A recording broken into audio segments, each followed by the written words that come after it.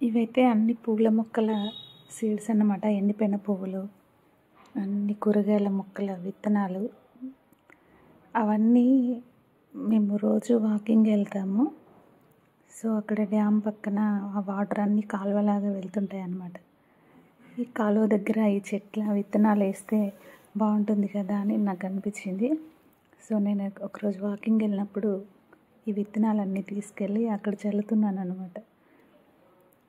Water ఫ్లోకి చెట్లు పెడితే చాలా బాగుంటాయి కదా అనిపించింది. అలాగే కాస్త మొక్కలు ఉండే అన్నమాట ఇంట్లో. అవి తీసుకెళ్ళి ఆ వాటర్ పక్కన అట్లా నాటేశాను.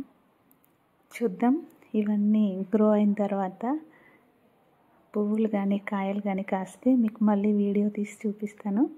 పెట్టిన తర్వాత అయితే నాకు చాలా హ్యాపీ అనిపించింది. ఈ వాటర్ ఫ్లో చూస్తే గోదావరి వాళ్ళకు ఇంటి ముందు నుంచి ఇలా వాటర్ కాలువలు ఉంటాయన్నమాట. సో అక్కడ వాళ్ళకి ఏ చెట్టు అయినా ఏ మొక్కలైనా కూడా చాలా ఇంటి పక్కనే ఇంటి ముందే అన్నీ పూస్తాయి అన్నట్టు. అది చూసి నాకు ఇట్లా పెట్టాలనిపించింది. ఈ మొక్కలు నాటిన రోజైతే నాకు చాలా హ్యాపీ అనిపించింది. అందులో ఏ మొక్క ఎదిగినా ఏ పూల చెట్లు వచ్చినా కూడా నేను మళ్ళీ వీడియో తీసి చూడాలని ఉంది నాకు. ఇంకా డైలీ వాకింగ్ వెళ్ళినప్పుడు వాటిని చూడొచ్చు. ఈ వాటర్ ఫ్లో ఇంకొక 3-4 months ఉంటుంది అనుకుంటా. చూద్దాం.